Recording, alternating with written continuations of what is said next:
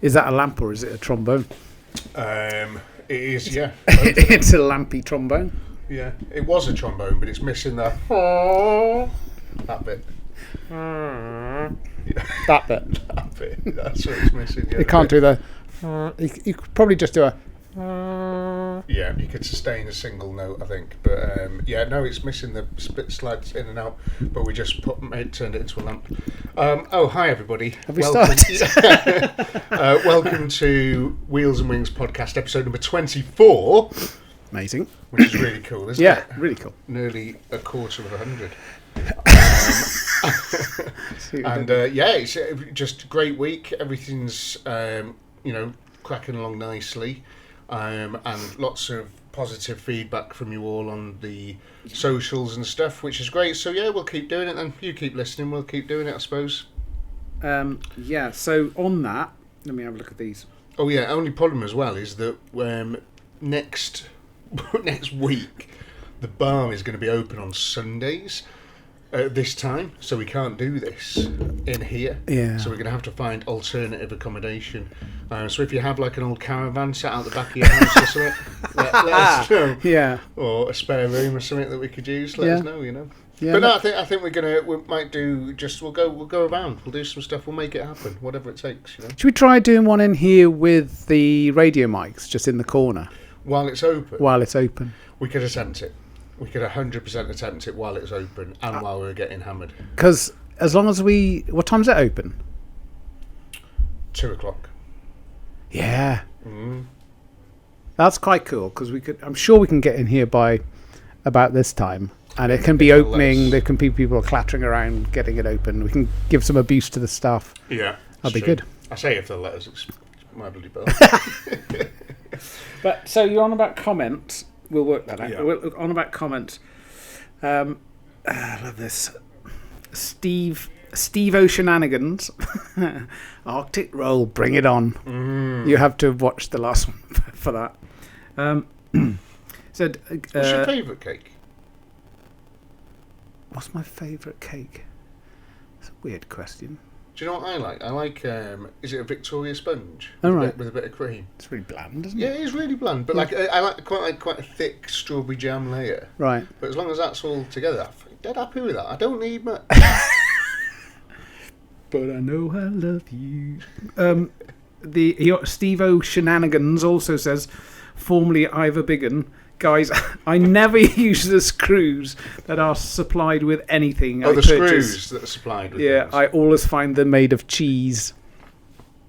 Aled's written that comment, hasn't he? Yeah, do you think? That was Aled. Yeah. Parading as someone Steve else. O'Shenanigans. You've got a lot of love about your leg shaking thing. A lot. There are a lot of people...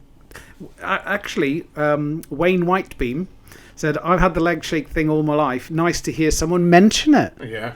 Let's get it out there. Yeah, absolutely. Yeah, this is going to be the new sort of... The BBC will be onto this soon, won't they? Doing like... Leg Shakers Unite. Yeah. Doing events for it. You'll be able to get one of those blue badges you can park anywhere.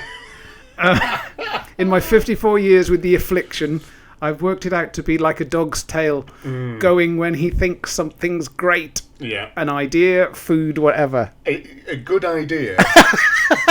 He gets these legs going. A good idea, and honestly, I'm doing laps where I'm sat. Yeah.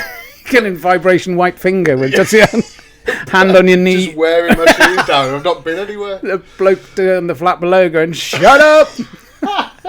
I'm convinced as well. That's why most of my ex-girlfriends have left me.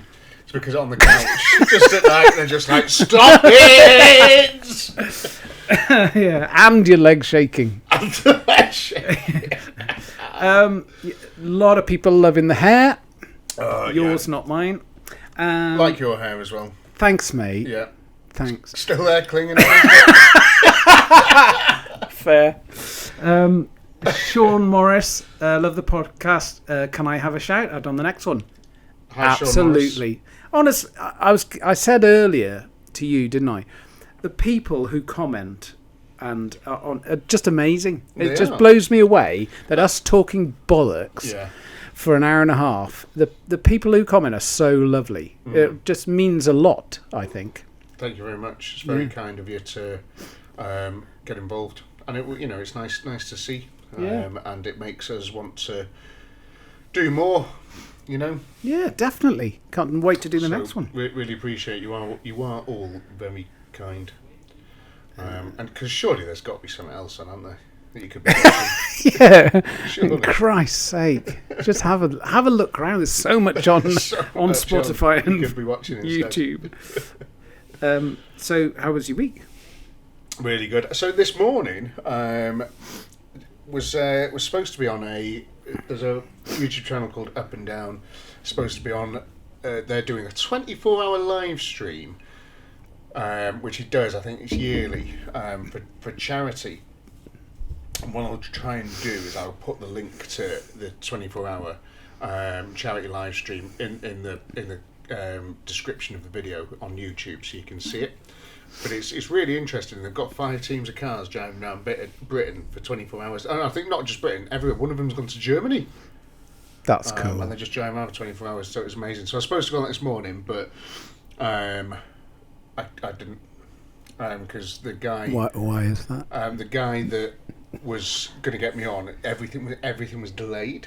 Okay. So I was supposed to be on at 11. Right, okay. But he wasn't very well. So coming out both wasn't very well. So a little bit like I got hammered last night, so I was a bit hungover this morning. You? So a bit worse. But I got up and I was waiting there at 11 o'clock like, come on, you can do this. Yeah, try it, like matchsticks under my eyes. Yeah. And then they were just like, we can't get you on just now. And then I was like, well, I'm going to the potty. But maybe after this, if they're still doing it, I think it finishes like 4. Okay. I might try and get on just before that. But it's a really good cause, so check out the link, and it's fun. It's got Ian off Hubnut is helping a lot with it as well. And what's his name off Up and Down? I always forget. I've only spoken to him in person like once. So Rich from Up and Down, he's really cool. He's got a rolling road in his garage. What? So he can do horsepower testing on cars in his workshop, That which I'm so jealous is of. expensive. It is expensive, and Wow. it looks like so much fun. I would put everything on that. Yeah. Everything, my push bike and everything. Yeah. Because you're getting the horsepower at the wheels. That's the point, isn't it? Not, at the end of the drive shaft. And you can... is that true? Am I talking rubbish there? You can... what's the word?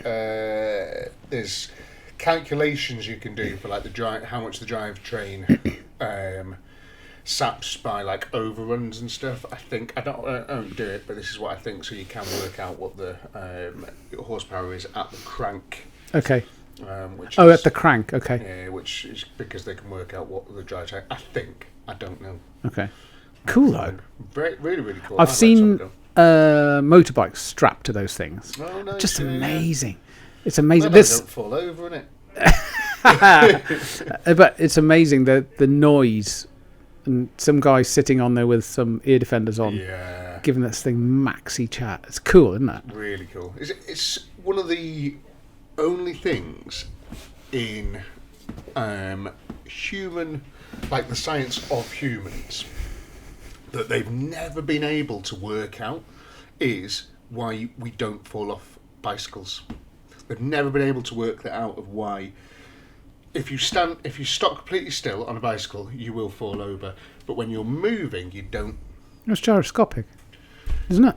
Isn't it the gyro effect of the wheels? The gyro effects of the wheels? Yeah. I think that's what it is, though. But they can't explain like how we can do it. Yeah, but it wants to stay upright. So if you push a bicycle down the hill, it won't fall over. Until it starts to wobble, have you never seen bicycles and they just like run 400 yards down a hill? Yeah, but they do eventually fall over. Eventually, yeah. But it's like it wants to stay up, doesn't it? But why is that? Gyroscopic effect of the wheels. What does that mean?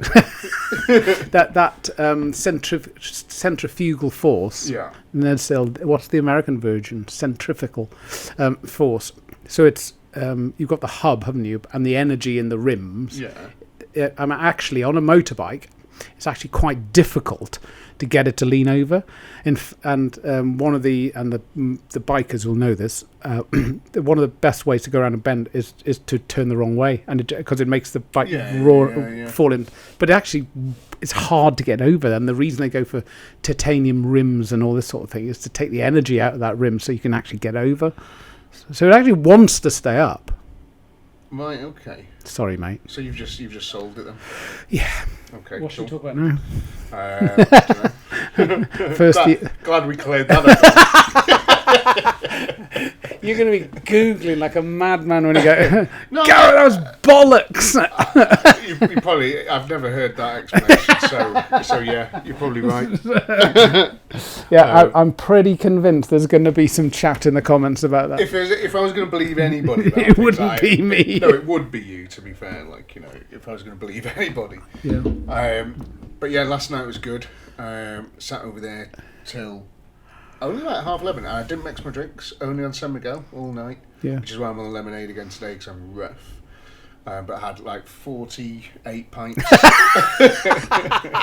And, didn't you do an American exit? Yeah, so you know, like a French exit, or like a French exit is just a disappear. Yeah, it's like, oh, where's Tom gone? Yeah. And it's just like taking the opportunity to do one. Yeah, and an Irish exit is when you get thrown out, isn't it?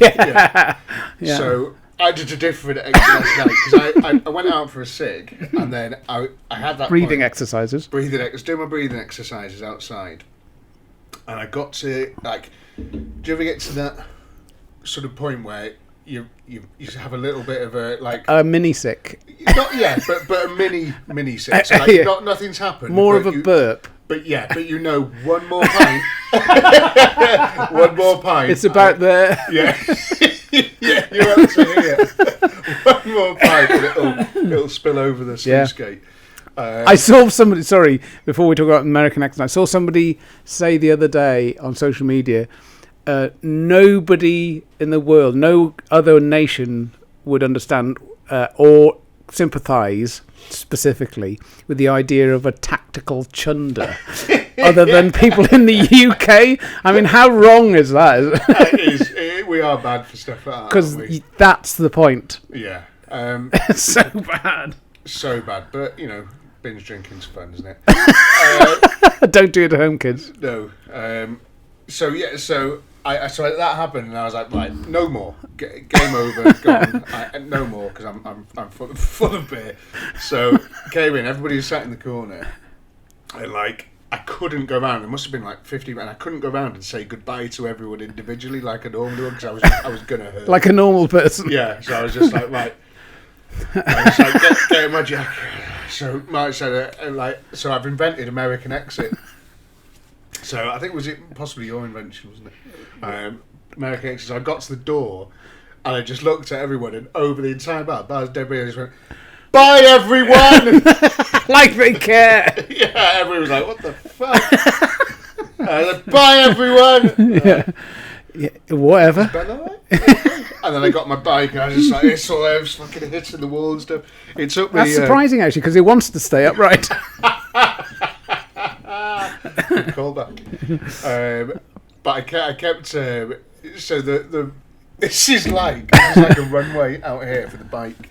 You need to get up to critical You've got to get speed. up to speed before you can really sort of get going on some wheels. Like when you're hammered. Do you do that like 15 hops with one foot on the pedal? Yeah, but it's usually I've cycled. It's about say 20 yards. Yeah. But I make it about 35. Sort of going like. So do you start cycling in this little tiny narrow lane? Yeah. So you don't go out to the street and start? No. Let's get going. Because time's precious at that point. Time is precious. I need to get in front. You don't need to be here. You need to be home. To get in front of a cleanable vessel. Just in case. Yeah. But no, that's good. Nothing like that. You can't be here anyway. Well, you won't be falling asleep next to a toilet, that's for sure, because of previous events. So that was my night. How was your night? Yeah, well, surprisingly sophisticated. Yeah, you went to a dinner party? What? Like grown-ups, like adults do. Bizarre. Was it on come down with me. It was a bit like that. It was lovely. It was really lovely, but you would have hated it. Yeah. It was sophistication. Yeah, you know. Oh, welcome. Would you like have a glass of fizz? Yes, I would. Yeah, I really Do you would. have somewhere I can fill up? Just nipping upstairs for a tactical chunder. Sorry to be Ben. Could you pass me that bit? See, so all of those things are not available to you in this confined space with people wanting to talk about Proust and Proust. Plato and Aristotle. Oh God, and, right. Those fellas. Yeah, those fellas. What band were Aristotle. Yeah. Led Zeppelin. Difficult second album. Yeah. No, it's good. It's lovely. It's really good. But always like the messages that come from you and Alid from here, it's hilarious. Well, I like. Let's read a couple out because we so I messaged you last night. Well, early on, first of all, it was what time are you getting to the bar? Yeah, so that was it. It was what time are you getting to the bar? And then you said, I'm actually going to a dinner party tonight. And I said, oh, that's really cool. So what time are you getting to the bar? And then on the group, Aled is funny. He's not funny. He's not funny. So his messages say, when are you getting to the bar? And you were like, no, not tonight, sorry, just got back from our classy dinner party. And then Alan said, have you considered changing your name to Wynne Lightweight? And then I said, Wynne Coulda Woulda Shoulda. Coulda Woulda Shoulda. And then Alan said, Wynne Bottle Job.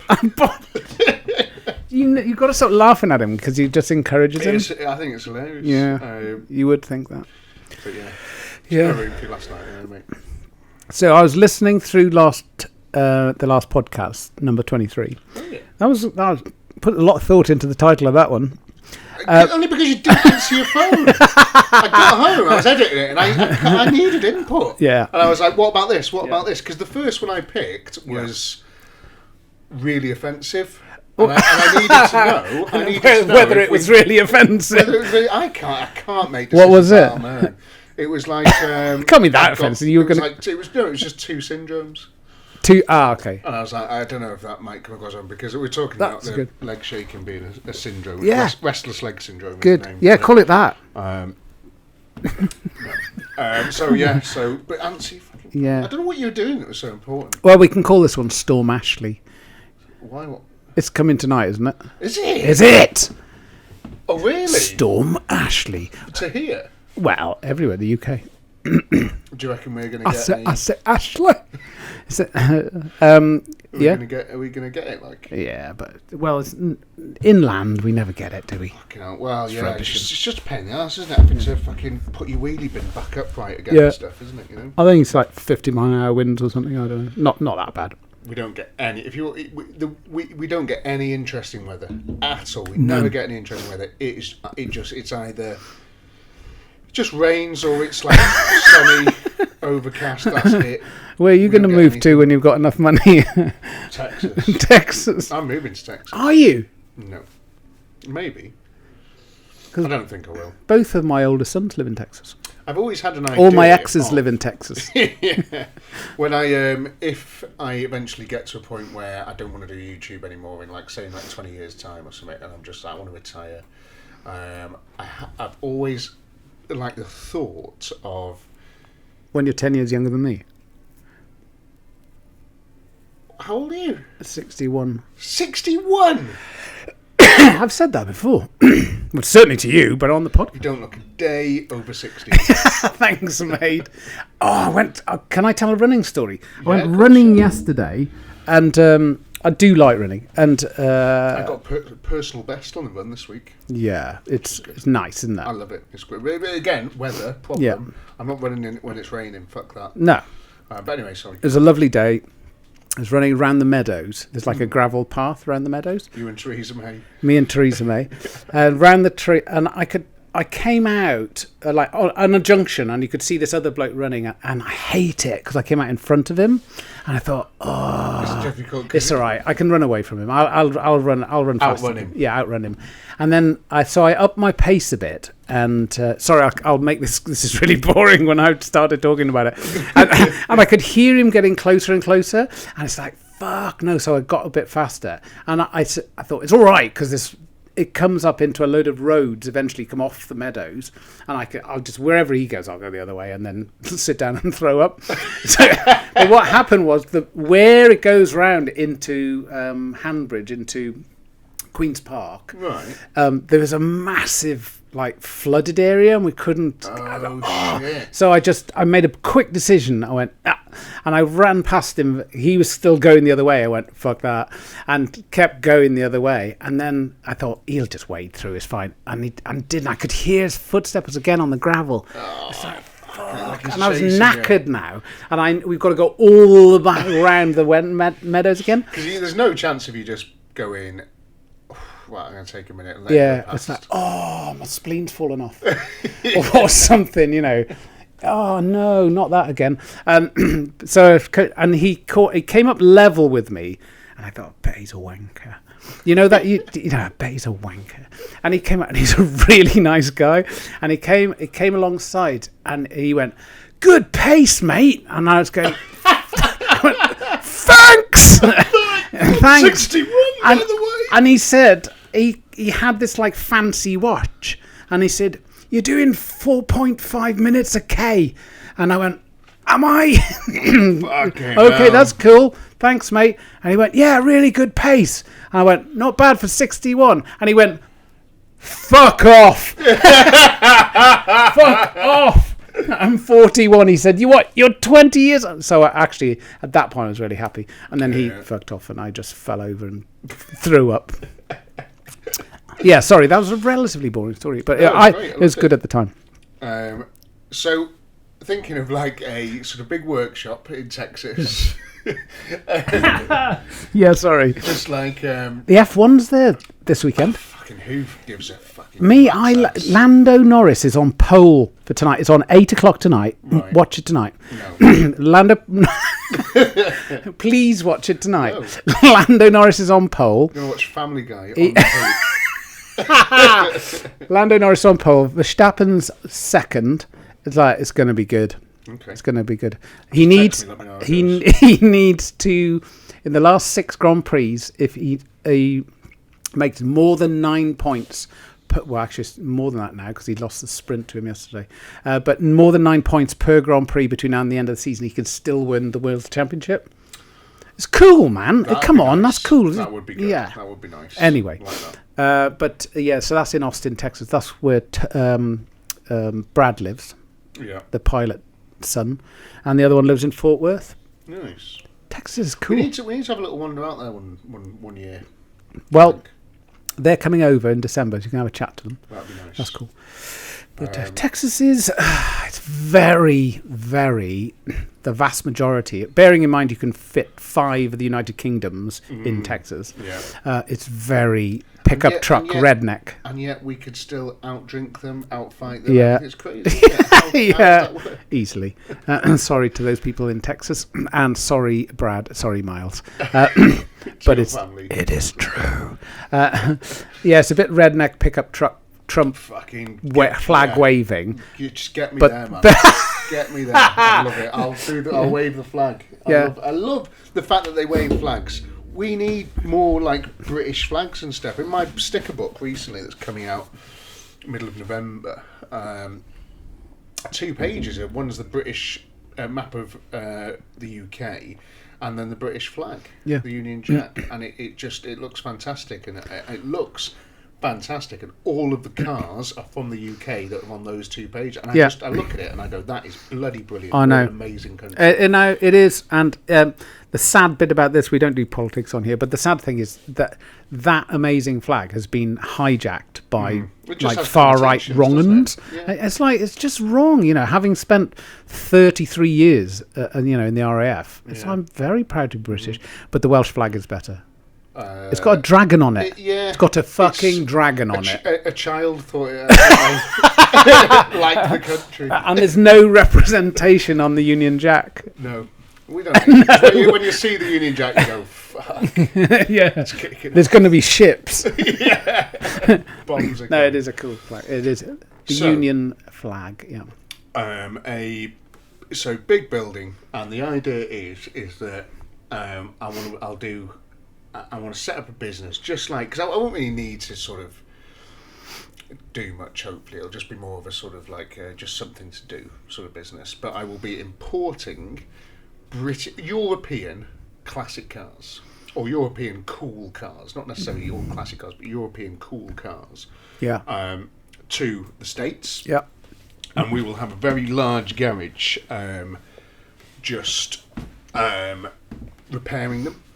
So there's a lot of European cars over there, and I've watched some American YouTubers fixing European cars and British cars and stuff, and we're shouting at the screen. It's weird. They can't get their heads around any of it. Like it's a very, very strange thing. They because a lot of it is you're talking millimeters and things like that, you know, on some of the stuff, and you can see.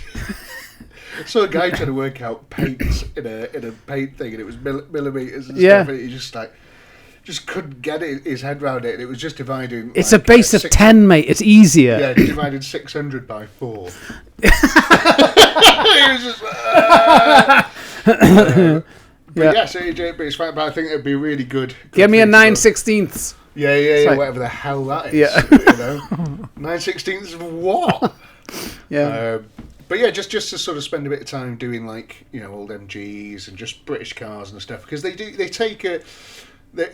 So I worked on a lot of American cars. I make obviously my truck as well, and it's a very different experience. Yeah, loads of room for a start. Loads of room and big bolts. Yeah. Everything's a bit bigger and easier, and in some cases better designed for working on. Yeah, you know, everything's and big engine bays and it's the stuff sort of designed to come apart and go back together fairly straightforwardly, which is perfect on that. Whereas in some British cars, some of it's dead easy, but some of it is just like, what the hell were they thinking when they put this together? Yeah, yeah. I did. It's not just European either. I did. Toyota is weird for doing mad stuff. Did bottom wishbones on a Yaris this week for my. That's not a euphemism either, is it? No. Keep talking. I'm going to do that thing that everybody wants to do. Is like pour yourself a pint from the wrong side of the bar because the barman's looking the other way. Nice. So did a bottom wishbones on this Toyota Yaris this week, and the ball joint nut is so close to the nuts there and the bolts there, and it's so close to where the drive shaft comes out of the hub that you can't put a spanner over it, and where the edge of the hub you can't fit a spanner, so you have to do it with an open-ended spanner. Yeah, and it's just you'd never use an open-ended spanner for anything. You're very rare, only if it's like a bolt that's already loose or it's just something that you tighten up quickly. You'd never use the open end of a spanner just for anything because you'll shear the you'll round the bolts. How many times have you had to make your own tools to do things? Yeah, cutting spanners down. I've got a drawer full of cut down spanners. Yeah, so my stepfather was always doing that, and you just think, or like grinding an open-ended spanner so it would go in the gap, it's just ridiculous. You know, or you look at, obviously, in your extensive snap-on tool collection, and there's just nothing in there that'll work. Yeah, snapping like carrots as soon as you give it a bit of hoof. So that was really nice. So yeah, I don't know. Toyotas have just weird things where, so that was really annoying to get that bolt, and then there's two other bolts for the other side of the wishbone, and one of them, the oil filter, is in the way of the bolt. So to change a bottom wishbone, you have to take. It wants you to take the oil filter out, right? How stupid is that? So stupid. I'm not taking the oil filter off. No. And get oil everywhere. So I jacked the engine up. Oh, did So jack the you? engine up, so big trolley, gearbox jack, bit of wood underneath the sump, and just pushed it up. But I didn't undo any engine mounts or anything, but just jacked it up enough just to get the bolt just past. How stupid is that? Mental design. But that's the sort of thing where there is stuff like that that's a bit annoying. So working on aeroplanes, I worked on Tornadoes when I was an engineer before I was a pilot, and at Honington in Suffolk. And there was I was avionics and electrics, and there was Electrics in planes? Yeah. Fucking hell, I bet that's a nightmare. There was a thing in the Tornado called the one-shot battery, and if it lost all power, it provided enough electric to run the engines up to max. And the idea was, if you lost everything, because it was such an electric jet, that it gave you enough power to get away from the ground before you could eject. So this one-shot battery lived at the base of the fin, and it was such an awkward thing to get in and out. It was one of those things, a little tiny bolt. And you put your hand in, and it's one of those things you needed 7 elbows to get your arm in there. And you just get like an eighth of a turn on it, and then you get it off, and you could just an eighth of a turn. And as the nut is coming up the bolt, like there's less and less, because initially the ring spanner will just slide out, and you're okay, and then you get and you keep missing, and then it's like, oh, you bastard, and change arms and start doing it up again. It's like, no, it's the other. Just ridiculous. Yeah, but one-shot battery, I forgot about that. Yeah. One shot. As in it was there. Shot. Yeah. Nice. Yeah. I don't know if you're saying one shock. Yeah, no, one shot. Yeah. There's an Eminem song in this somewhere, isn't there? Yeah. So that was that. So I think that'd be. So if I ever did retire from all YouTube and stuff, I'd go over there. I'd import loads of cool European cars, and I'd just work on Americans' European cars. I think that'd be good fun. Top tip: you need a visa. Well, I'm not planning on doing it anytime soon. Like. Yeah, so you need a visa, and you either need Citroen visa to need visa bill. You need to either have married an American. That's a possibility, isn't it? A girl this time, and or you need a child over the age of 18 who can sponsor you. I know this because of having. So you might maybe get that done now. That's a good idea, yeah. Or Western ladies. Or you need somebody to employ you. So basically a work visa. Yeah. But that work visa they have to not be able to find an equivalent American person who could do that job. Oh, well, that's easy, isn't it? Yeah, easy. Yeah. Or $1 million in cash. So you'll have that way. That's how you'll get in. So yeah, that'll be it. Because that's about 40 quid, I think. Yeah. That'll be the way you've got to do it, yeah. Yeah, just do that. Buy my way in it. Yeah. And I'll be like, look at all these sick European cars I'm going to bring over. Yeah. Come on. Chill out. But yeah, so that's my retirement plan. Yeah. Unless I, end up staying and getting married with a million kids and end up just having Sunday dinners all the time. That'd be nice. Just I tell you what my advice is. Don't get married. It's find somebody you don't like and buy them a house. Yeah, just quicker. Yeah. It's way, way quicker, and it's far less painful. Yeah, avoid all the heartbreak. You think that's a silly thing to do, but actually, mate, you have no attachment to them. Yeah. Buy them the fucking house. Done deal. See ya. And you think, whoa, that's that done. Yeah. I didn't have to have a whole relationship and arguments. So I've done that twice. I bought 2 people a house. Yeah. One of those houses is in Texas. I mean, at this point. Yeah. They're both lovely people. Yeah. What do you reckon their house in Texas is worth? I don't know.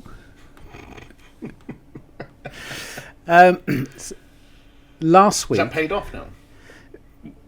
What? The house in Texas. I don't give a fuck, mate. It's like theirs, isn't it? No, have you paid it off? Oh, no. It was like, here you go, have a house. Bye. Oh, see. And then get married again. Hello, would you like a house? Yeah. Bye. I'm gonna move anyway, but I've never been happier. You look at, yeah. I didn't go on to tell you. Remember, I was going to tell you about the 7 magic words in the last video. 7 magic words. And you said something really quickly, and I went, I know, by the way, you said that so quickly that it's true. And sorry, I can't remember what it was. It's in the 23rd podcast. I said, remind me to tell you about. I actually said the 6th magic word is 7.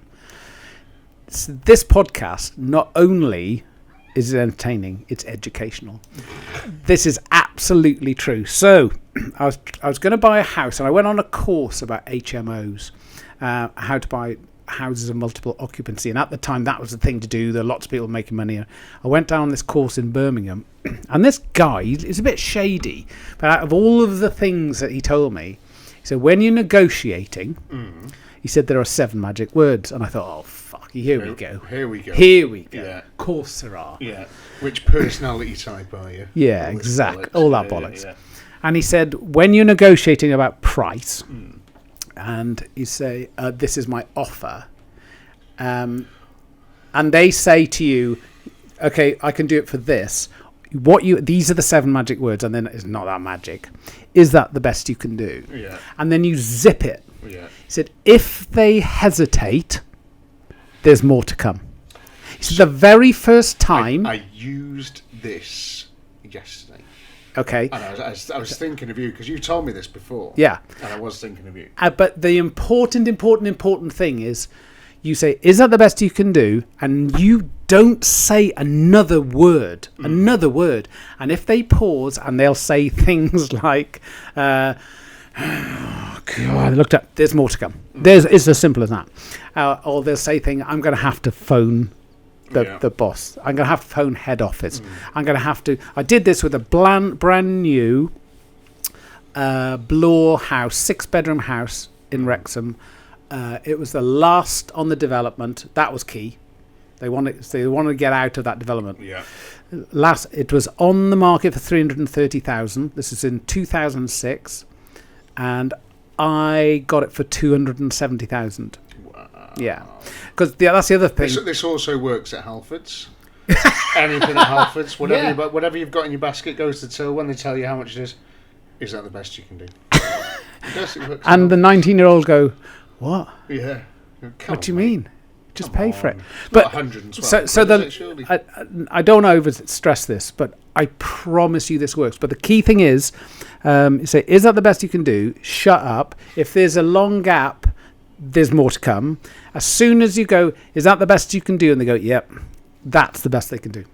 As soon as they go, that's it. Yeah. If they answer really, really quickly, that's the price. And then you can decide. Nice. And that is absolutely true. So go on, you've used that yesterday. Yeah. Can you talk about that? I mean, you should get your beer for free, to be honest. It is your bar. That's £4.90, please. Is that the best you can do? Is that the best you can do? Right. Well, we're going to have to get on to this then, aren't we? Because it's something that we've been talking about on the podcast for ages. One thing you'll get to know about me as well over time is if I talk about something, I do tend to do it. I don't talk about things unless I've already been through the motions in my head a million times and I'm pretty certain I'm going to do it. Yeah. And then I'll start talking about it. And one of the reasons I do talk about it is because I'm in my head sort of locking it in. And then because I don't want to sort of, talk about it and then not actually end up doing it. We've talked about buying a Porsche 911.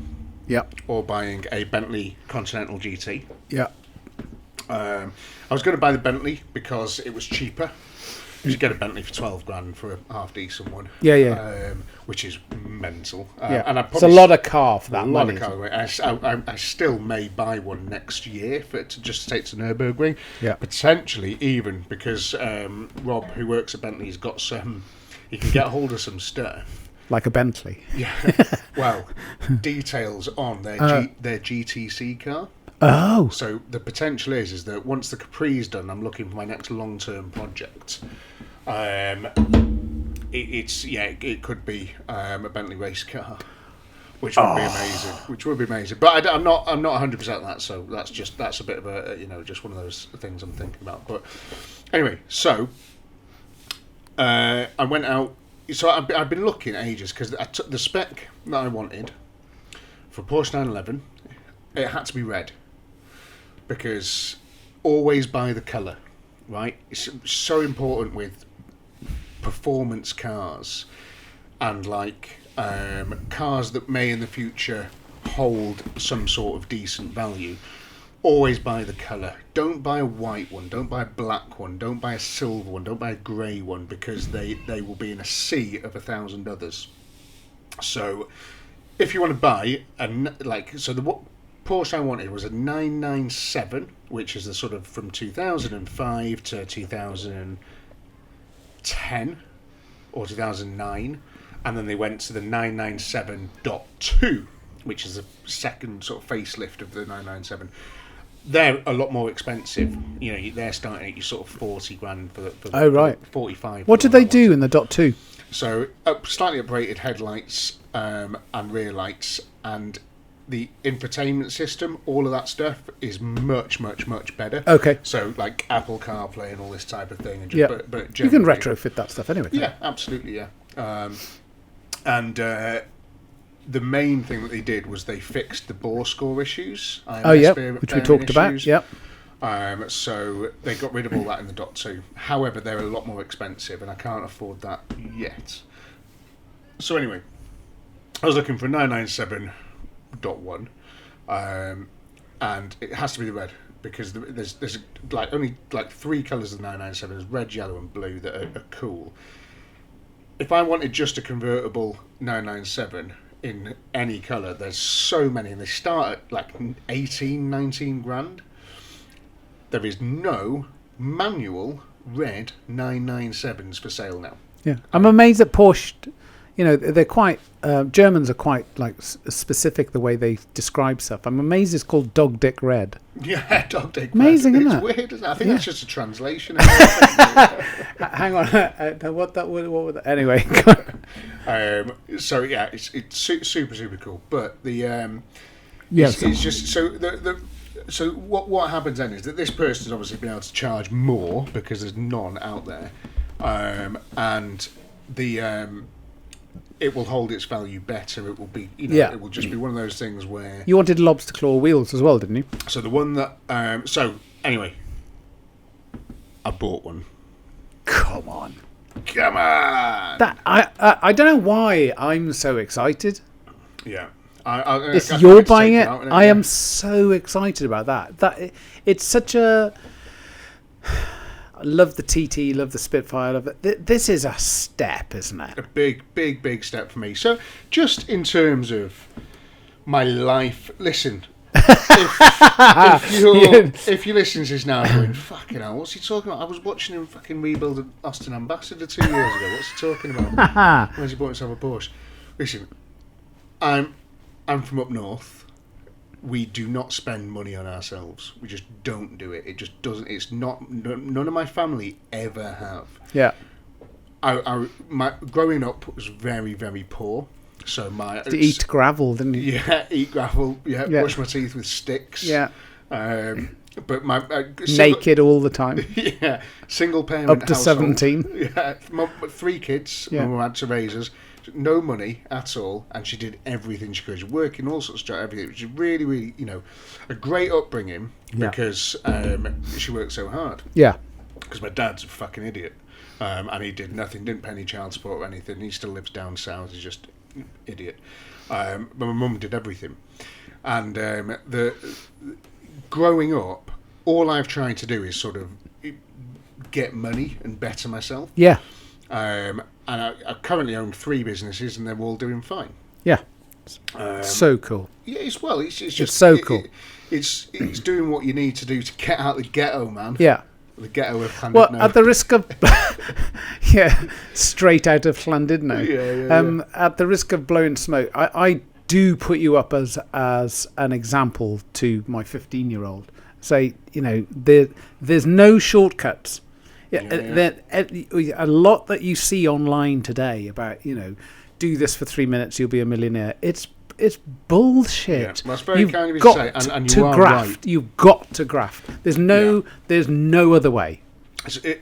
Not only is there no shortcuts, but it is purely about taking risks. All I've done my entire life is I own 3 very successful businesses, fairly successful businesses.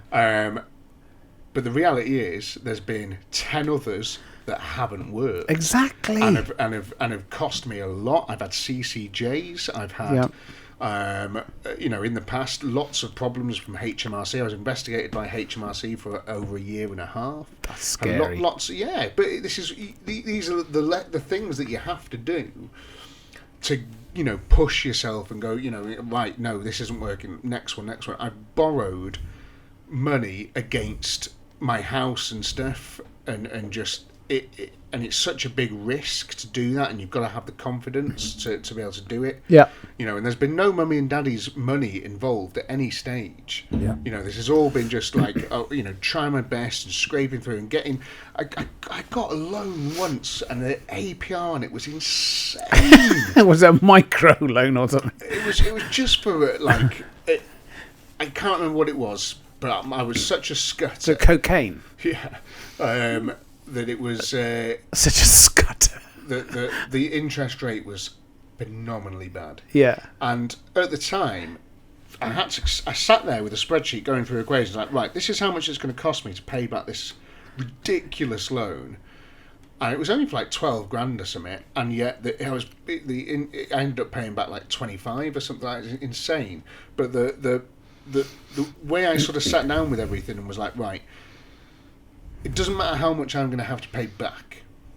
It matters about how much my expenditure is every month for my business. So the 12 grand was to... Can I afford the payments? Yeah, it was to inject cash into the business and grow the business. Yeah. Did that, and then the business took care of the payments, and the business grew off the back of that cash input. And so therefore it doesn't really matter how much you pay back, because you're using that money to create more money. So it's not really a massive thing to think about. Anyway, so I've done all sorts of mad shit, and got to the point. So 2 years ago, probably two and a half years ago, I had a little bit of money in savings, 2 fairly decent businesses, and I wanted to do the classic car thing more full time. Yeah. Starting off with a YouTube, and since then I've worked 7 days a week. Yeah. Usually. Were you talking about editing that video the other day because you were behind? Yeah, it's 2 o'clock in the morning. I got to bed. I was just finished editing, but on Thursday night just to get the video up. But I don't mind. It's fine. But that, and it's only, and it's usually sort of 15-hour days. Start work at 9 o'clock. Go home at 5, hour for dinner, and then just back onto editing for the rest of the night. Good job you can't get a girlfriend, isn't it? I know. Well, I think this is probably why I haven't got a girlfriend. No, it's not that. No, but go on. Sorry. But I'm finding recently I've been able to give myself a bit more, like a bit of a day off more and all that sort of stuff. Yeah. So it got to the point where I was thinking, over the last probably year I've been talking about this Porsche. I've like just been like, at least a year. Yeah, because initially the truck was my dream car. Yeah. My pickup truck was my dream car. And now I've got it. So my next dream car, the ultimate dream car, I think, has got to be like a Lamborghini Diablo SV or a Lotus Carlton, as just live at the Nürburgring. They're very different cars, aren't they? Yeah. But you can't go shopping in them. Same but different. Yeah, you can. So then so been talking about this Porsche for a while. Like, fucking hell. So anyway, it got to last few weeks. I've just been looking at them online, and I want the red. You've got to buy the colour. I need the convertible because there's no sun in the UK. So when we get sun, fucking get it on me. Get the sun on me as fast as you can. Like, I'll just get out and drive. And you're quite strawberry blonde, though. You could end up burning. I've never in the UK. Forget. There's just living no in sun. Llandudno as well. Yeah, but the sun. It's sunny, but it's like the sun's too far away to do anything. So yeah, because that's exactly how that works. Yeah, I don't know. It just never seems to do it. I'm like, come on. It's almost like it's 93 million miles away. It's weird, isn't it? Is it 93 miles? Yeah. How do you know that off the top of your head? I don't know. Oh, it's some joke about your eyesight. It's like, I can't see very much. Can you see that? Yeah. It's like, fuck me. How far do you want to see? That's a fair point. Yeah. Like it. So yesterday. So anyway, so I was looking around and I thought, so I haven't got the money at the moment to go out and spend 25 grand on the Porsche. But life's too short for not having the money to do things. So I thought, so the original plan was to save up and pay for it and raffle off some cars and all this type of thing. I got to the point yesterday where I was like, right, I am going to. Cause I was driving the Audi, I was driving the Focus, and I was just like, I want the Porsche. Like, I need the Porsche. I was, really, really craving it, and I was like, right, I'm just going to get a fucking loan and buy it. Awesome. Partly as well due to the fact that there's a red Carrera 2S. I wouldn't have minded a 4-wheel drive, but the 2-wheel drive is more my thing. Manual. With the options, with the so the sports exhaust option, suspension, and the cruise control, that was important as well. It had to yeah. To get all of that stuff together, there was only one for sale in the UK. I was like, right, okay. I'd seen another one the month before, and it was up for 34,995. Wow. 35 grand. What, similar mileage or similar? Exactly the same. Yeah. It's exactly the same car. Just everything was pretty much there or thereabouts the same car, and it had the lobster clause. This other one, 35. Yeah. Anyway, this other one came up privately, and it was up for 27. And I was like, holy shit! I was like, if I don't buy this now, when's the next one going to come? What if I get to a point where I've saved up and there isn't one? There isn't one, Yeah. So I was like, fuck it, I'm just going to go and buy it. So I drove up to his house, 3 hours away. Yeah. He opened his garage. There it was. Is it shiny? Immaculate car. And I'll share a picture with the podcast viewers on YouTube.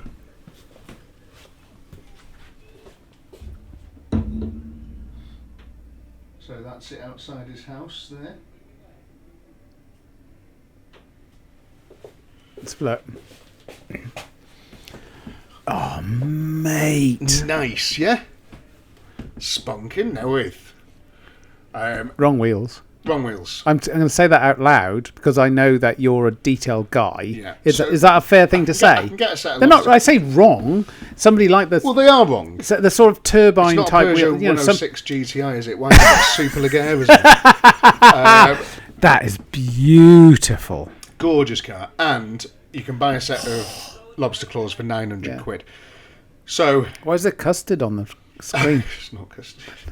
So I'm going to buy a set of lobster claws for it. So I paid the deposit. I'm going to pick it up hopefully on Wednesday, and I'm going to record a video of. Oh, it's a long, like 6-month video. Are you still maybe less than that. I might just do a week. Sort of because there's a couple of things I want to do to it. I want to service it myself and stamp the book. I want to put the lobster claws. I want to do a few things. So I might just do that as one video.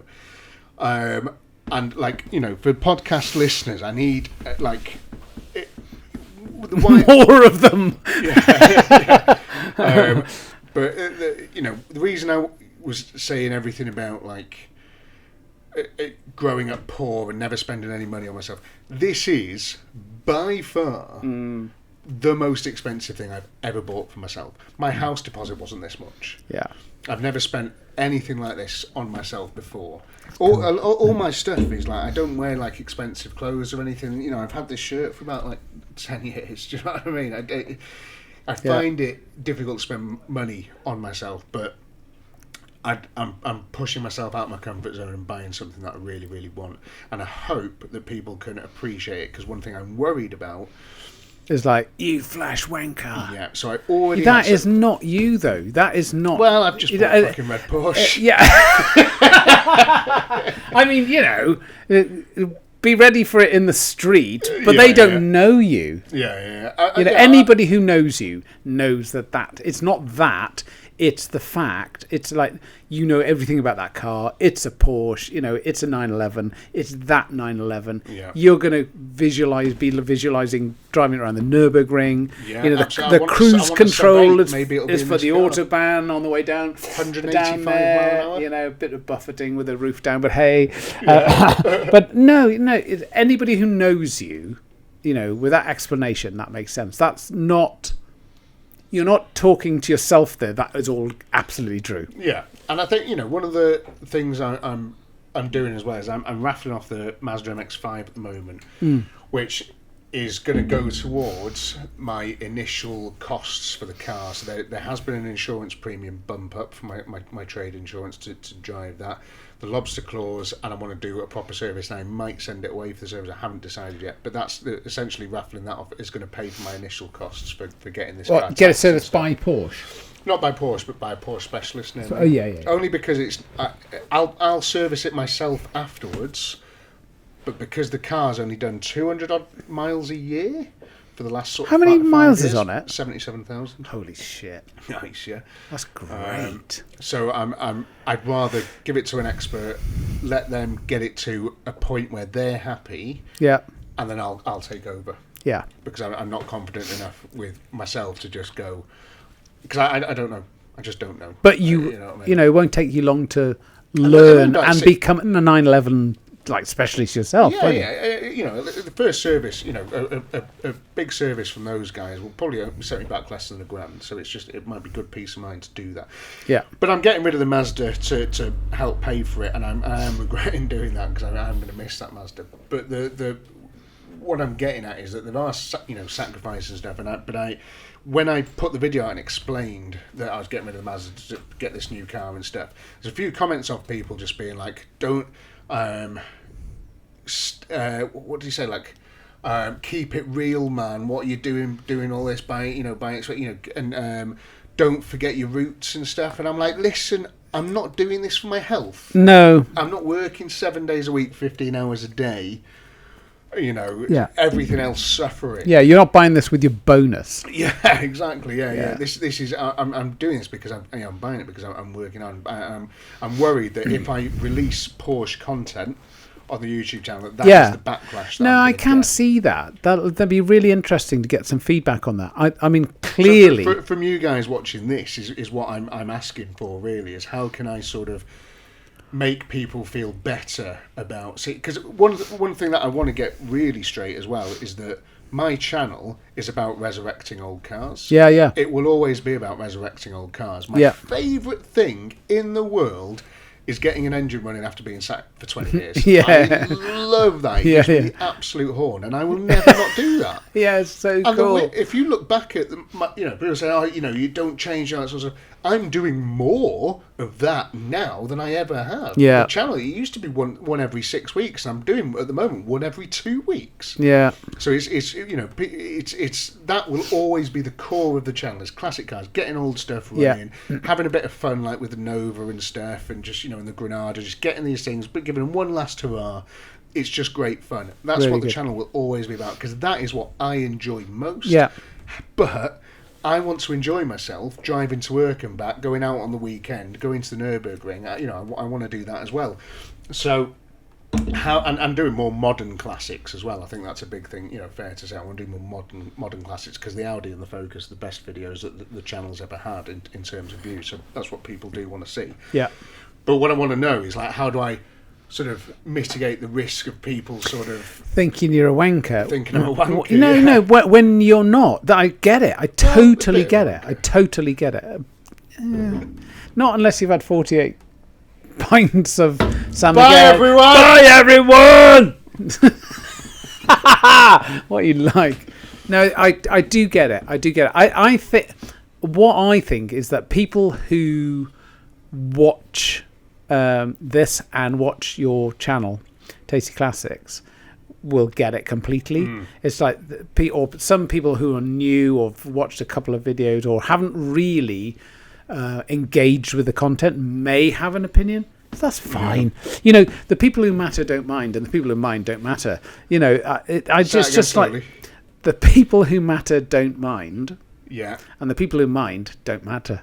You're all... That's great. Yeah. It's probably the most intelligent thing you've ever said. Yeah, I don't know. I'm channeling my grandmother. Are you with me, mother? Yeah, no, I think you'll always have that. You'll always have detractors. That's why I said at the beginning about our comments, I expect people to criticize what we're doing. You say, why should we sit here and expect people to like what we're talking about? And so I'm constantly amazed and really grateful for the positive comments, because I'm waiting for the one that goes, you know, what are you going on about, you fucking tosser? You know, but they don't come. Those ones, so but it was also me that wrote them. So. Yeah, but yeah, no, so excited by that. I am so excited about it. I'm really excited. I don't know why I'm excited. I feel, I feel like I'm 37 years old. I feel like I do deserve something nice. Whatever. Have you ever faced? Just buy somebody a house. Well, that'll come, won't it? Have you ever felt anything like that? Have you like, for any sort of green-eyedness from people when you were being this Welsh sort of pottery ace to being like definitely to then becoming a wealthy pilot? Definitely. So there's this wealthy fighter pilot. It's funny you should say that. So I've got a friend of mine who lives in Tenby. Tenby has become storms here as well, this. By the way, sorry. Yeah, Storm Ashley. There's Tenby's become it's always been a very beautiful place. As you know, we're going to go and have a weekend there. We're going to do a podcast from the beach in Tenby in January, I think. Yeah. Which should be sounds fucking great, doesn't it? Yeah, it's an amazing place to come from. I went to school there. I live just outside Tenby. I've got a friend there who is an estate agent, top man. And I always say to him, God, why did I ever leave? It's such a beautiful place to live. And he said, the only thing is, it's the Tenby lobster syndrome. I went, what? Yeah. And he said, you see the lobster pots on the harbour wall.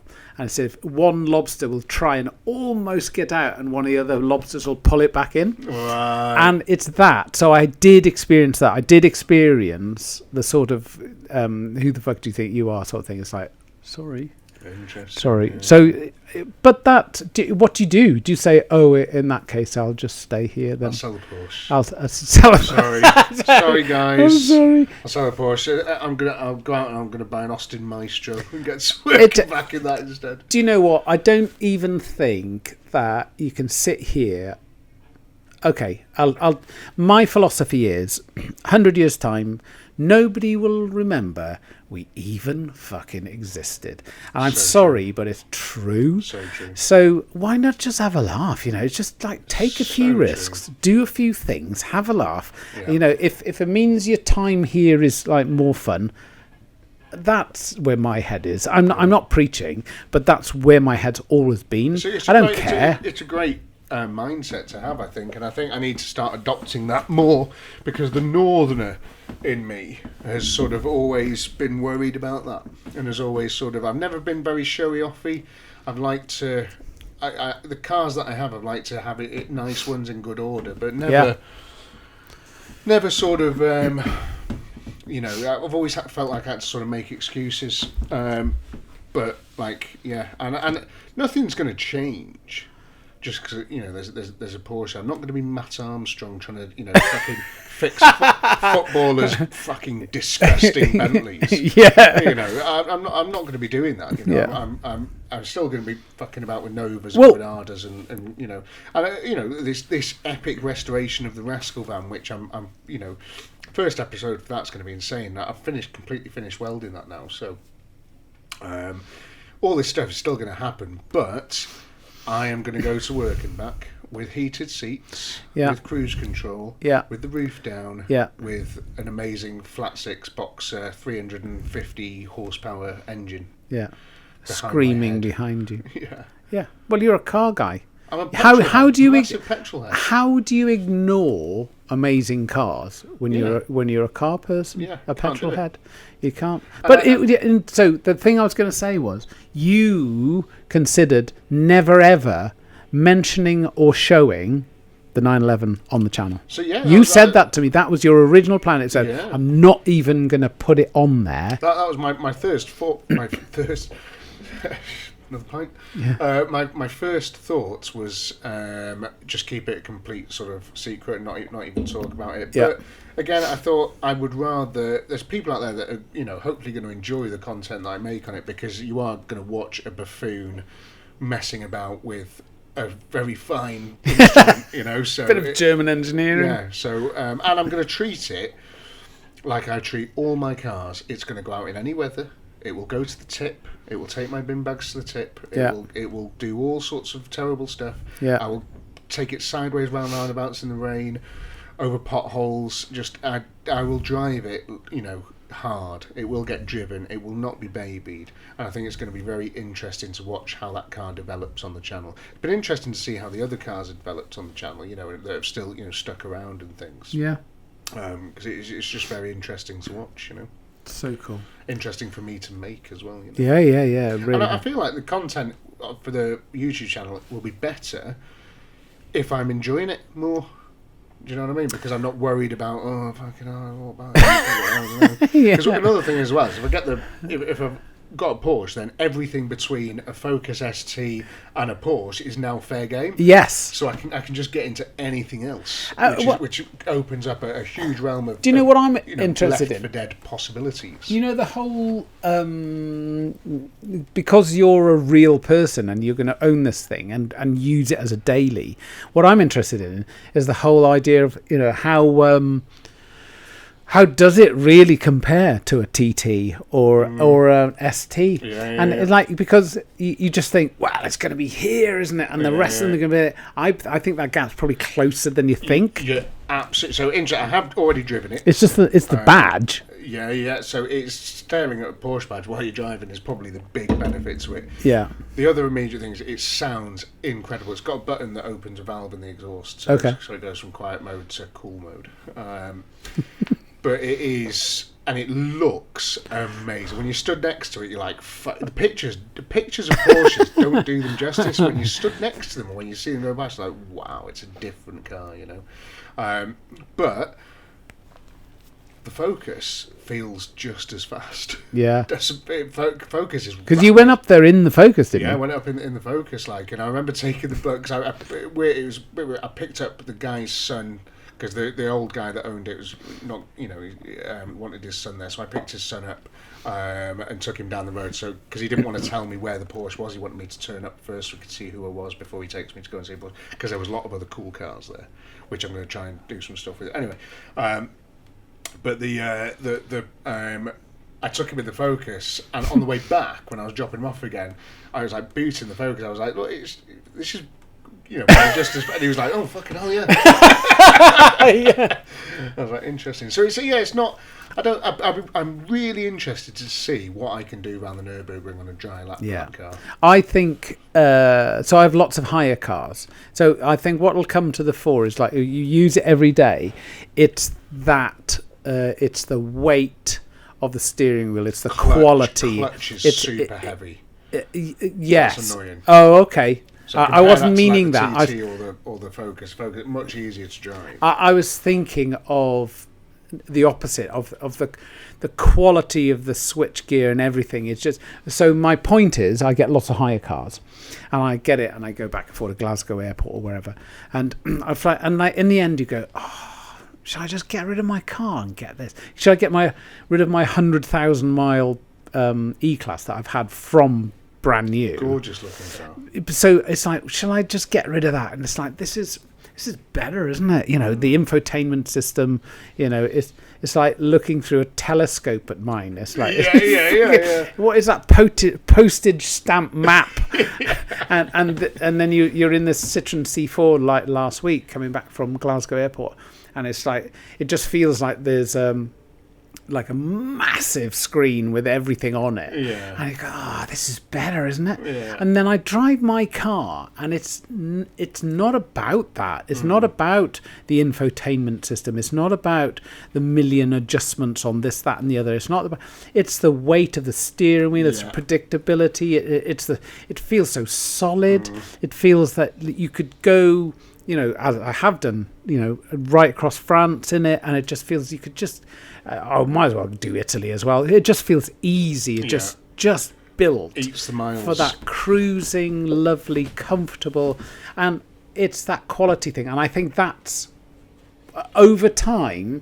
So jumping from the ST to the N911, you go, really? But then that quality comes through over time, and I think you'll get to the point where you're going, actually, this thing's amazing. Yeah. Well, I hope so. I mean, I've not spent any real time with it, but I'm going to do a video, on sort of, picking it up and going through that sort of stuff, because I want to, I am interested. I don't think I'm going to be completely blown away. I think I'm just going to be like, I've got a Porsche. Great. Yeah. This is the stepping stone now to another one. Yeah. To another one. Yeah. With better stuff in it. I'd love a turbo. I'd love a 911 turbo. Are you still going to stick a spoiler on this one? I need to get it. Yeah. And find out how all that all works and what's actually involved with doing it, because it does look quite smart without it. Yeah, I think so. It looks so clean. Yeah, so I'm not sure if I want to just throw something on, but it's a simple bolt on bolt off job. So you could just buy one, try it, and just try it anyway. Yeah, it probably won't cost you much money to do that. Yeah. So I'm interested. And it depends what they look like and stuff, but the spoiler is essentially just the engine cover. Yeah. Yeah, just the bonnet cover. Like, yeah. Would you call it a bonnet because it's on the boot? No, still a bonnet at the front. That's the one thing. That's weird. Yeah. What is that? If you know, putting your shopping in the bonnet. Yeah, that's where there's fucking no room for anything in it, which is going to be a problem. But I've got passenger seat to put the shit in. Sadly. Same as with the Mazda. But the one big noticeable thing is the weight of all that shit behind you. Yeah. Weird. Yeah. Dead weird. Because it's not like I've driven mid-engine cars. Yeah. But it's just weird. It's a weird place for it all. It sort of just feels like it's high. The weight, the center of gravity of the engine, and all the gearbox and everything. It just feels higher than other mid-engine cars. Okay. Or like a little bit of cow shit on a wet road. This thing, or a few leaves. Yeah, that's coming round. But this is one of the reasons why I bought it, is because I like being challenged. Driving. So I'm hoping that it is going to be a challenge. And do you know what? It's one of those things, isn't it? If I fucking wrap it around a tree, touch wood, I wrap it around a tree. Well, I'm hoping you assure it. So that's good. But I don't. Trade policies. That he was making kept making a very big point of going, you would only get trade money back for it. And I was like, but what does that even mean? What does that mean? What's trade money? Like, tell me what that is then. Is trade money like money that I can spend? Yeah. I was like, well, I'm buying it in the trade, so that's trade money. Well, there you go. Nice one. That makes no sense. But as well, price-wise, so just going on to what your sort of initial, what you were talking about, the magic words. Yeah. So we had this thing up for 20. Is that the best you can do? Yeah. So we had it up for 27,000. This Porsche. Yeah. And I was like, I knew what I wanted to spend. I had an idea in my head. And I got there and I was like, look, I'm just concerned about the bore score issues, things like that. I need a bit of a buffer. You're a private seller. I don't want to sort of, so I think 27, you are a bit high. I also want to be able to put some money into it straight away, having it, ceramic coated, all this, just trying to build a bit of a case for it. And then, so is that the best you can do? And he was just like, And he paused. Yeah, and he was like, well, there's there's definitely room to sort of move there. So where do you want to be? And I was just 18. Like, yeah, I should have got in lower, but I think, to be fair, I was like, I didn't want to. The guy was really nice. That matters. That matters to me. Yeah, and they kept it immaculate. It's got service history. It's got everything. It's immaculate. They kept it inside, and before I came, they had it washed and all that sort of stuff. So it's just cool. I felt like there was value being built into what I was buying. Yeah. And also, the son was restoring a 70s Targa 911, nice. White one, and the engine was out, and I just had a good chat with him. So I didn't want to take the piss. Yeah. That's true. Yeah, and I thought a fair price. I was like, look, I want to buy this car today. I'll give you a deposit for it now, and I'll come pick it up next week for 24,000. And then again, I'm in an hour in, and then I shook his hand at 24,500. Well done, mate. 24 and a half, and he had it up for 27. Nice. And he was happy with that. He was just like, yeah. That's nearly £1,000. That's brilliant. Yeah. Yeah. But yeah, dead happy. And then his son let slip that he watches the YouTube. What? So he's like, fuck! So never mind that shit. Have you watched the podcast? Yeah. Yeah. Hopefully not. Hopefully not. No, but they were dead nice. They were great. That's really cool. Anyway, that's enough about the Porsche, I'd imagine. Yeah. That might be enough about everything. How are we doing? Hour and a quarter. Oh. Have you got anything else? Of course. I've got a couple of other things, actually. So let's carry on. Yeah. So just take up loads of time. I was going to do a little bit of flying stuff. No, don't worry about that. Okay. Go on, no. So, low flying complaints. That was a big thing in the RF because clearly you have to keep everybody happy. And it's... If anybody has been in the middle of Wales or Scotland or the Peak District or the Lake District and been frightened, like by a low flying jet, it's annoying. I get it. It can make but it's only for like the women that scream. You can't do that. If low flying, you go, whoa! I know. Amazing. But like anything, you get these women. Anything happens. If a squirrel runs past and farts, you go, ah! Why they just scream all the time? Yeah. But nothing's going to happen. But so it does make people jump, and it does scare people, and some people aren't sympathetic. Well, I don't know why. So low flying complaints are a big thing. So there's two stories about. Who do they come off? Oh, the general public. Yeah. He said, this flew over my house, and so. Who are they complaining to? So what happens is they phone in to an RAF base, right, and that is filtered through normally to a low flying complaints cell.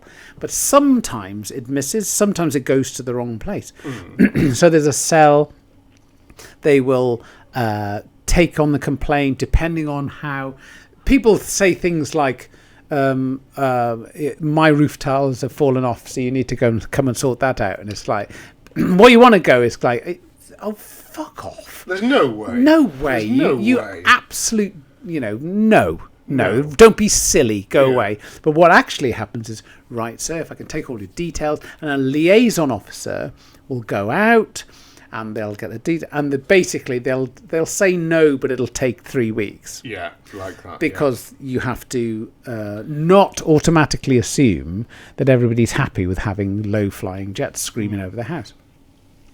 So 2 cases in particular. It's just keeping us safe in it from the Russians. Like, do you know what I mean? If that means we've got to fly over your chimney. Well, it's funny you should say that. So until I want to talk about that as well with the bloody North Koreans get involved. We're not going there. So well, hopefully we're not going there. We'll all be speaking Korean soon. Yeah. So there was the whole like the defence industry thing is a little bit. I get tired of it. It's like, can I just like, I don't know, build a school for orangutans or something, just like, can I do something nice rather than this? But since Why did you look at me and say orangutan? Since Ukraine, it's like, all of a sudden I feel vindicated. It's like, Can you see why we need a fucking defence industry? Yeah. Can you see how actually there are idiots out there, dictators who will go, if you're weak, they'll just go, all right, we'll have your country. Yeah, so you need to into have Stone Age. a strong defence. Got You it. do. So, anyways, there's low-flying Never complaints. I don't understand people who complain about, like, things like that happening, but also, like, things like the police and, like, just like, when an ambulance goes past us, I was, oh, fucking hell. Yeah. It's like they're saving someone's fucking life. Why are you annoyed about the noise? It's saving someone's life. The noise is there so they don't kill anyone doing it. That was a little bit like rugby today.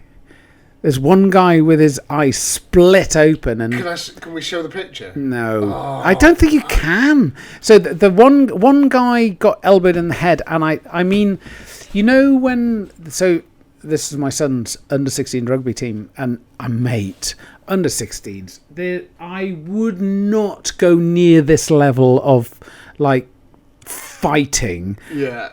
If you paid me, they are big now. Yeah. Toby's big. Toby's 6'2", and the stuff that goes on that piece of grass, you just go, whoa! You can hear the tackles. Yeah. And so one guy got, so one guy got elbowed in the head, and his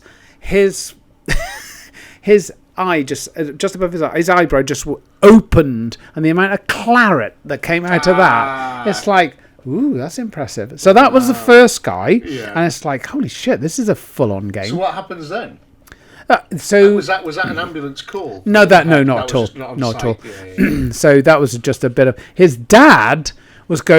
Had his sleeve of his fleece and was wiping it, going, "You're fine, get back on." Yeah, which is interesting. Yeah, but luckily, his dad isn't, the medical expert, so he was taken off. The second guy, a really good friend of Toby's, these guys smashed into the post. So the opposition were about to score a try. This lad dived in, and his arm went round the post. Oh, literally. I've seen the picture. And it's like... I've seen the picture. Like, you're allowed to bend at the elbow. You're allowed to bend at the wrist. Not there. You're not allowed to bend in the middle of your forearm. Just two clean breaks. Oh, mate. Just two clean breaks. Bang, bang. Yeah. That is horrendous. Yeah. So you just see his mum and dad saying, guess we'll be going off to A&E for Sunday then. Oh, fuck. Yeah. Anyway, low-flying complaints. It's a shame as well, because if they took the joint out of the fridge and sort of put it on the side or something. Yeah, it'd be fine. It'd be ruined. It'd be ruined. If it's in the oven, it's ruined. Well, stop on the way. Yeah. So three low-flying complaint stories. The first one at RF Valley, this farmer, this is a classic, absolute Welsh farmer classic. Sheep, so frightened the fucking coats fell off.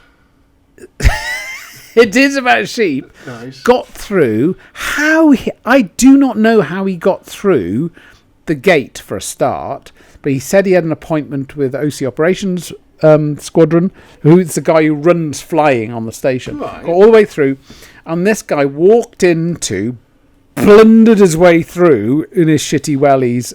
Yeah. And his cut-off green fleece and with his check track ticking over outside. And he put a dead lamb on his desk and said, "What are you going to do about that then?" Wow. So that's the first low-flying complaint. It's like, and how do we prove that was killed by something to do with us? It's like, no. So anyway, that's the first one. Second one, there used to be a thing called the Prince. How did he? What was he think? What was his reasoning? Always compensation.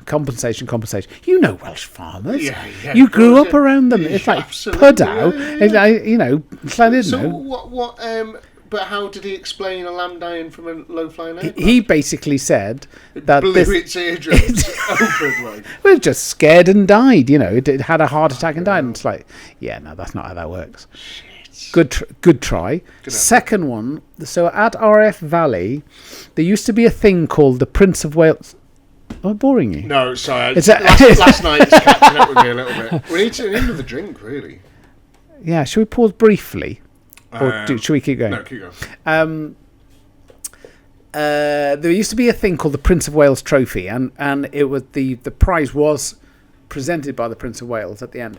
All of the staff at RAF Valley, so there are 3 squadrons, 60 pilots. What happened was you were given an envelope with an hour to take off. And that you had to plan a route with a load of targets around Wales, things you had to do, various things. You had to do recce. The one I did, you had to go over RF Broady, count the amount. They put like rubber tanks on an old disused airfield. You had to count that. You had to take that information back. You had to do time on target. You had to be at some little bridge in Brecon to the second. There's people on the ground taking all this information. And all the way around. But on the particular year that I did it, there's 63 pilots taking part in the competition. Right. All flying, and this is the key point, all flying exactly the same route. Right. So on about the 7th airplane taking off, and they go off at 5-minute intervals. We had a complaint. We had a noise complaint from a lady in mid Wales. And she said she was livid. I heard the tape. She said, I've had 7 airplanes fly over my house. She said, I am not having this. And it's like, right, you should probably go out for the day because it's like another 50. there's another 54 4 to come. That's hilarious. Imagine I'd love to give her that news on the phone. Yeah. Right, 7. Well, 7. It's early. Like it's early. Yeah. And the other low flying complaint was at when I was on search and rescue at RAF Coltishall in Norfolk, the Jaguar squadron's there. One of the low flying complaints got rerouted and got through to the pilot's aircrew crew room on 41 Squadron, Jaguar Squadron. And this guy was ranting about the noise and the low flying. And the guy said, one of the pilots should never be taking that call. That's not his job. And he went, can I stop you there? He said, did you see the airplane? Yes, I did. He said, did it have a red star on the tail? And he went, no, I don't think so. He said, well, call me back when it does. and put the phone down. Amazing. That's quite cool. That is brilliant. That is properly cool. That's our job, mate. Yeah. What about helicopters? Because obviously they can cause some fucking problems, can't they, with the downdraft? Like, any low flying complaints with those? Yeah, you do get it. What was interesting was flying yellow helicopters, search and rescue helicopters, because I've phoned both. Lots of low flying complaints with the Puma, the green ones, but yellow ones that people naturally assume they're that looking for someone or something. Yeah, or you're doing wonderful things. So that's how I managed to fly over under the Britannia Bridge one quiet Sunday. That's amazing. Yeah. But you could get away with murder in a yellow helicopter because people are saying, they're looking for people saving lives. Oh, wow. It's like, or you could just be bored. Yeah, just looking around. Just on jolly. Yeah. Spending some jet fuel. Yeah. Turning money into noise. It's one of my favourite things to do. Money into black smoke. Yeah. I did have something to talk about as well. A couple of things really, but so I'm going to show you the visual of that there. So have you heard of, do you know Stellantis? They're essentially they're a big mother company of a lot of... okay, so they own all those brands? Yeah. Citroen, Fiat, Alfa Romeo, wow, Vauxhall, Peugeot, Opel. Holy shit. Yeah. So all of the... It's a nice way to put this. Cheap brands? All of the Alfa sort of budget... Romeo? Alfa Romeo Mate, beautiful cars. Gorgeous cars, but they are Fiats in bit of drag. Are they pretty Fiats? Yeah, but the Alfa Romeo Mito, for example, is a very budget little. Yeah. They are. And you're not a Stelvio fan, are you? I wouldn't ever have one. Yeah. Because that whole range of cars is a bit fucking gross, isn't it? A stupid SUV. What? But what about the sort of? They went after the M3. Was it a Julia or? Sick car. Yes. Yeah. 4-wheel drive, like 600 horsepower. Yeah. With stacked exhausts. Yeah. I like that. Yeah. Alfa Romeo 4 cheese pizza. Yeah. Quadriformaldi or whatever it is. Yeah. Really, really cool. So anyway, their parent company, Stellantis. All these companies are fucked, and I didn't know this. Is there a man from Stellantis? Yeah. Sorry. What was that in reference to? Atlantis. Atlantis? Yeah, sorry. I'll carry on. All these companies, essentially, we're getting into this weird time with cars that it's going to be interesting to see what happens over the next 10 years, because I've got the feeling we're going to lose some big legacy brands. Oh, big names. Yeah, so it happened, there were, a little while ago when sort of Rover disappeared, MG disappeared, Saab disappeared. It was like, that all tends to sort of happen at the same time, but then nothing since, really. And you've even seen some older ones come back, like the Chinese MGs and stuff like, all this, the name at least. And we had a question about that. It's not much of a diversion. It's a quick answer, probably. Is that what's your thoughts on like MG, but it's not MG? Well, you've just got to be careful what you do. I mean, you can't just sell your name. You'd never find BMW selling the name BMW to a Chinese car manufacturer. I agree. And I kind of hate the way that the British legacy stuff does that. MG made some seriously good cars. Yeah. MG I love MG. Iconic staple bit of British history, and we have sold that name to a Chinese car manufacturer. Well, isn't Bentley owned by Audi or Volkswagen? Yeah. Come on. I don't mind that so much. Why? Because the Audi and Porsche and stuff which are involved, not direct, but they're high quality brands, so I don't mind. Okay. Moving over, and Rolls Royce is still, all this sort of stuff still. Is it, I can't remember. Anyway, I think selling it off to a Chinese company is and the thing is, the cars they're cheap, and they're the electric MG sort of estate car that they brought out is fine. It's just fine. It's fine. Car, if you want an electric car, it's a cheap way of getting into an electric car. Yeah, it's fine. But I don't like it. I don't like any of it. I think it's all a bit like annoying, and just like nothing's made to last. Everything's being sort of moving towards cars being viewed as a mobile phone contract. Yeah, this. Yeah, I've seen that videos of some of the MGs at 3 years old. These ones that are sort of been on the road for 3 years now. Done a few miles, seen some salt, and they're fucked underneath in 3 years, and it's like, holy wow, shit. right? Because there's just no longevity in them, because they don't want them to last, because they know that the batteries will go wrong in 10 years. That used to be the Fiats and the Alphas, isn't it? Yeah, they used to rust to nothing. Yeah. And so a lot of the these manufacturers, so you got Fiat, you got Chrysler, Citroen, Peugeot, Opel, Vauxhall.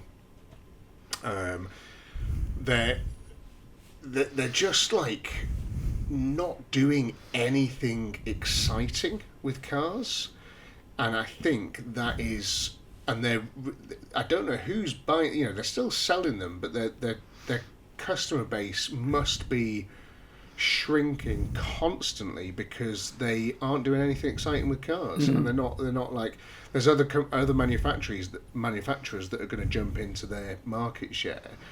And it's a shame, and this. So I watched a couple of videos on it the other day, and reading a little bit of stuff about it. But essentially, this one guy was saying that the Stellantis have essentially turned around to these manufacturers and gone, "You've got 2 years to change your sales around, otherwise you're gone."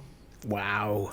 So, but I don't know how much truth is in that, but it's going to be very interesting, because like Vauxhall's always been a bit fucked. Like, they've always had problems. Yeah. The Peugeot bought them, and then and it's just like, now you know, a Vauxhall Astra, a Vauxhall Corsa is a Peugeot 208, is a Citroen, whatever. You know, they're just the same cars with slightly different bits on, and it's Peugeot and Citroen did that a lot, didn't they? Yeah, absolutely, they did. But it seems like it's more. There's less.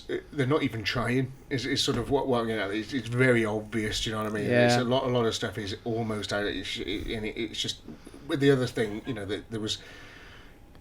You know, if Peugeot and Citroen, the 106 GTI and the Saxo VTS and stuff, they were the same car, but they were very interesting. They were fun, and they were like, this is a real interesting, cool car. Name an interesting Vauxhall that's for sale now. Yeah, I don't know.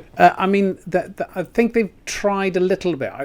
I saw in some in T-Bay services, which is the best services in the world, on the way back from Glasgow.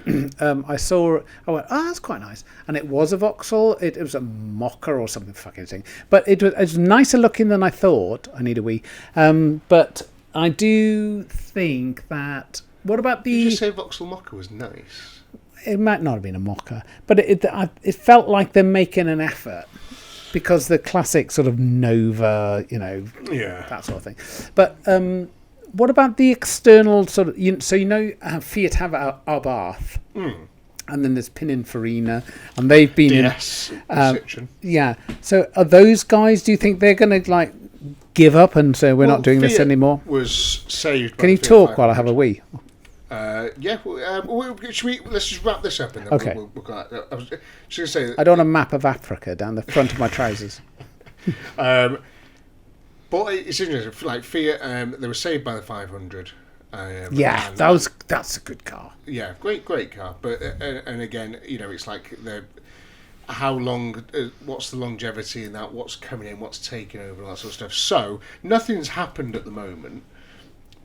But I'm interested. I'm keeping my eye on it, and I'll keep everybody informed as much as I know. Because man, if that goes under, well, you know, if they, start boshing off. I can imagine off that Citroen will go, but DS will stay, or you know. There's even Lancia in there, but they don't fucking do anything. I think Opel and Vauxhall, they might go, you know. But look what you just said. Lancia, they don't fucking do anything. Yeah. Lancia, look what they've done. Yeah. Look at the heritage there. And they're making these horrible looking fucking things now, little hatchbacks and stuff. And Peugeot, I can't imagine Peugeot would ever go, but Citroen might stay because of the Citroen vans and stuff. Again, it's just difficult to tell. Alfa Romeo, surely they'll keep going in some respect, but... The American stuff, the Chrysler, the Jeep, Dodge, I'm not sure. It's going to be very interesting over the next couple of years to see. Yeah, it really is actually. Starts to drop off. Yeah, there's some iconic brands in there. But it's influx of cheap Chinese cars. Clarkson talked about it years ago. Said soon we'll all be driving Chinese cars. He's your dad, isn't he? He is my dad. Thanks very much for watching. Awesome. And listening. If you're just listening on Spotify. And if you've enjoyed it, please hit the subscribe button. It's good fun. And thanks for listening to me waffle on about the Porsche as well, because it's been a nerve-wracking little time period for me. Awesome. Thank you very much. See you soon. Bye.